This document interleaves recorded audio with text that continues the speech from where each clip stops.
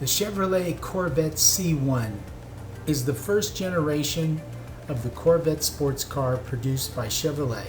It was introduced in 1953 model year and produced through 1962.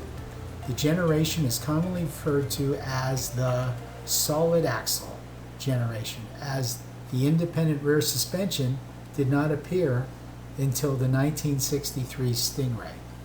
The Corvette was rushed into production for its debut model year to capitalize on enthusiastic public reaction to the concept vehicle, but expectations for the new model were largely unfulfilled.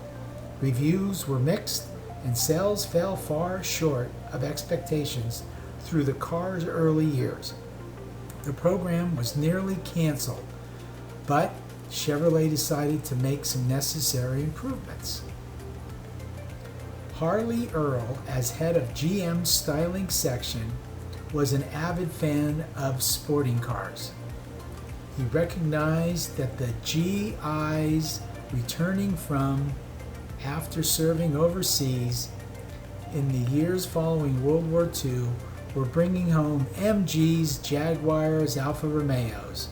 In 1951, Nash Motors began selling an expensive two-seat sports car, the Nash Healey, that was made in partnership with the Italian designer Pininfarina and the British auto engineer Donald Healey. But there were a few moderate-priced models. Earl convinced GM that the needed to build an all-American two-seat sports car. With Special Projects crew began working on the new car in late 1951. The last time Chevrolet offered a two-door, two-passenger convertible roadster bottle style was in 1938 with the Chevrolet Master. So the secretive effort was codenamed Project Opel after GM's German division Opel. The result was the hand-built EX-122 pre-production Corvette prototype, which was first shown to the public at a 1953 General Motors Motorama at the Waldorf Astoria in New York City on January 17, 1953. When production began 6 months later at an MSRP of US $3,513, it had evolved into a considerably costlier car than the basic $2,000 roadster Healey Earl originally had in mind. The X-122 car is now located at the Corvette Museum in Atlantic City and is believed to be the oldest Corvette in existence.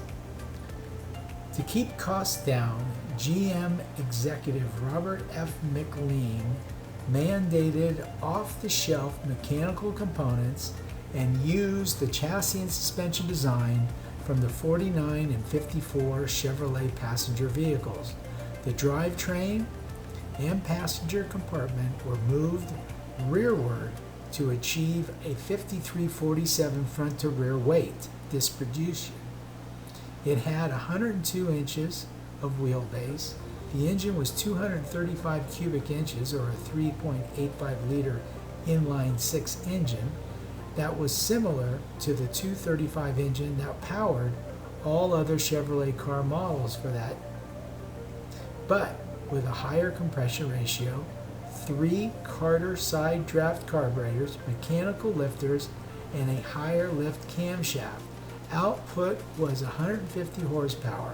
Because there was currently no manual transmission available to Chevrolet rated to handle 150 horsepower, a 2-speed Power Glide automatic was used. 0 to 60, the time was 11.5 seconds. 3 body variants were created. The Roadster was built as the Corvette, the Corvair, the Fastback variant, never went into production, and the 2-door Nomad station wagon was eventually built as the Chevrolet Nomad. During the last half of 1953, 300 Corvettes were to a large degree hand-built on a makeshift assembly line that was installed in an old truck plant in Flint, Michigan, while a factory was being prepped for a full-scale 1954 production run. The outer body was made out of then revolutionary glass fiber reinforced plastic material. Although steel shortages or quotas are sometimes mentioned as a factor in the decision to use fiberglass, no evidence exists to support this. In calendar years 52 and 53, Chevrolet produced nearly 2 million steel-bodied full-size passenger cars, and the intended production volume of 10,000 Corvettes for 1954 was only a small fraction of that. The body engineer for the Corvette was Ellis James Primo. He presented a paper to the Society of Automotive Engineers in 1954 regarding the development of the body. Several excerpts highlight some of the key points in the body material choice. The body on the show model was made of reinforced plastic purely as an expedient to get the job done quickly.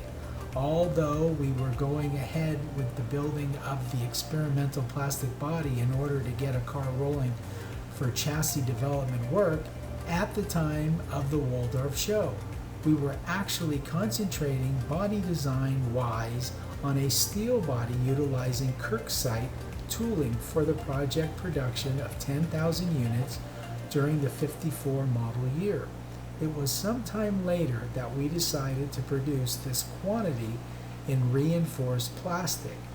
About this time, some doubt was expressed that we should build the 1954 model of steel. People seemed to be captivated by the idea of the fiberglass plastic body. Furthermore, information being given to us by the reinforced plastic industry seemed to indicate that the practicality of fabricating plastic body parts for automobiles on a large scale.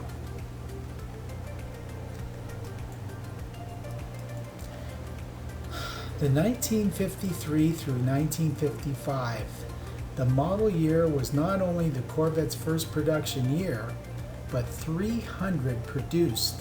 It was also the lowest volume Corvettes in 1953. The cars were essentially hand-built, and techniques involved during the production cycle so that the 1950 Corvette is slightly different. All 1953 models had Polo White exteriors and red interiors and a black canvas soft top. In 1954, only 3,640 of this model were built, and nearly a third were unsold at the year's end. New colors were available: the 6-cylinder engine and the Powerglide automatic, the only engine and transmission available, were not what sports car enthusiasts expected. It was known that 1954 models were painted Pennant Blue, Sportsman Red, and Black, in addition to Polo White. All had red interiors except for those in Pennant Blue, which had a beige interior and beige canvas soft top. 1955, Chevrolet debuted its 265 cubic inch, 4.34 liter small block, 195 horsepower V8 in 1955, and the engine was available for Corvette.